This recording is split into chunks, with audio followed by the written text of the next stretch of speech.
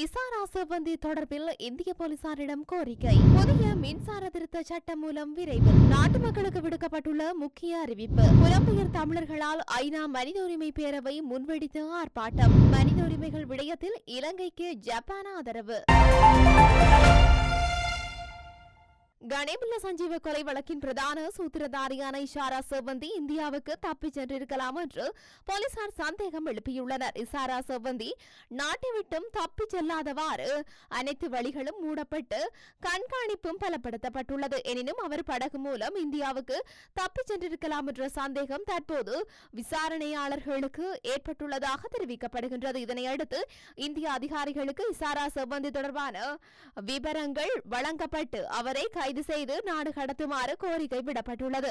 இதற்கிடையில் இலங்கைக்குள்ளும் இசாரா செவ்வந்தியை தேடும் நடவடிக்கைகளை தொடர்ந்து தீவிரமாக முன்னெடுக்க தீர்மானிக்கப்பட்டுள்ளதாக போலீசார் தெரிவித்துள்ளனர். புதிய மின்சார திருத்த சட்டம் மூலம் விரைவில் அறிமுகப்படுத்தப்படும் என்று வர்த்தக அமைச்சர் வசந்த சமரசிங்க கூறியுள்ளார்.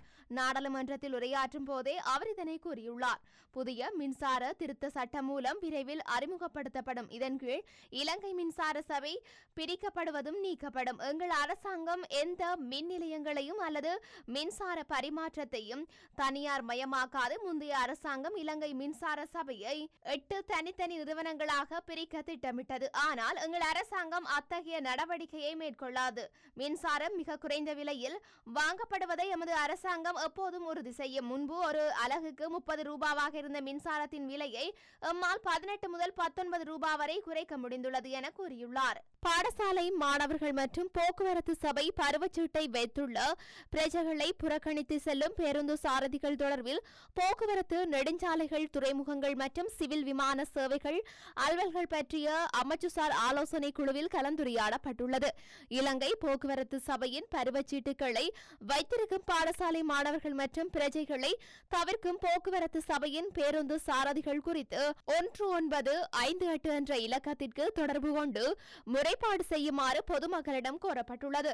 எந்தவொரு பிரஜையும் இது தொடர்பில் குறித்த இலக்கத்திற்கு அழைத்து தெரிவிக்கலாம் என்று அமைச்சர் பிமல் ரத்நாயக்க குறிப்பிட்டுள்ளார். இந்த விடயம் தனக்கு தெரியும் என்றும் இதுபோன்ற தவறான செயல்களுக்கு எதிராக கடுமையான நடவடிக்கைகளை எடுக்க தயங்க மாட்டேன் என்றும் இதுகுறித்து இலங்கை போக்குவரத்து சபை சாரதிகள் மற்றும் நடத்துனர்களுக்கு அறிவுறுத்தப்பட்டுள்ளதாகவும் அமைச்சர் மேலும் சுட்டிக்காட்டியுள்ளார்.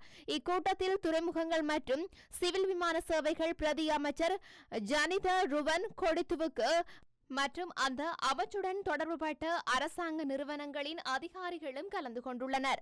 ஐநா மனித உரிமை பேரவை முன்றலில் புலம்பெயர் தமிழர்களால் ஆர்ப்பாட்டம் ஒன்று முன்னெடுக்கப்பட்டுள்ளது. குறித்த ஆர்ப்பாட்டமானது நேற்று முன்னெடுக்கப்பட்டுள்ளது.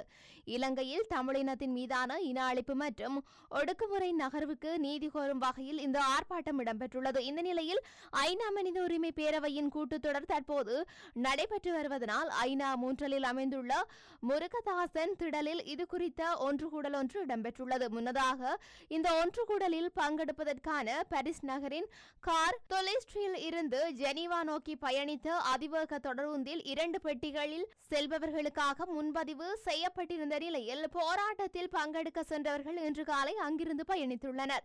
நடைபெற்ற இந்த ஒன்று கூடலில் இலங்கையில் முதலாக ஆட்சி மாற்றம் ஏற்பட்டாலும் தமிழ் மக்களின் விடயத்தில் எந்தவித முன்னேற்றங்களும் ஏற்படவில்லை என அனைத்துலக சமூகத்துக்கு செய்தி சொல்லப்பட்டுள்ளமை குறிப்பிடத்தக்கது.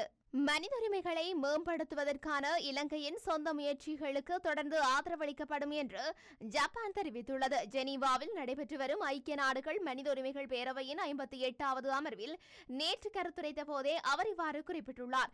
இலங்கையின் புதிய அரசாங்கம் தேசிய நல்லிணக்கத்தை நோக்கி எடுத்துள்ள நடவடிக்கைகளை வரவேற்பதாக அவர் தெரிவித்துள்ளார். வடக்கு மற்றும் கிழக்கு மாகாணங்களில் உட்கட்டமைப்பு மற்றும் வாழ்வாதாரங்களை மேம்படுத்துவதன் மூலம் உள்நாட்டு பொறிமுறையில் இலங்கை எடுத்துள்ள நடவடிக்கைகளை வரவேற்பதாகவும் அவர் கூறியுள்ளார். இந்த நிலையில் மனித உரிமைகள் நிலைமையை உறுதியான முறையில் மேம்படுத்துவதற்கும் தேசிய நல்லிணக்கத்துக்கு பங்களிக்கும் நம்பிக்கையை வளர்க்கும் நடவடிக்கைகளை மேலும் ஊக்குவிப்பதற்கும் இலங்கை மேற்கொள்ளும் சொந்த முயற்சிகளை தொடர்ந்து ஆதரிப்பதாக ஜப்பான் பிரதிநிதி தெரிவித்துள்ளார்.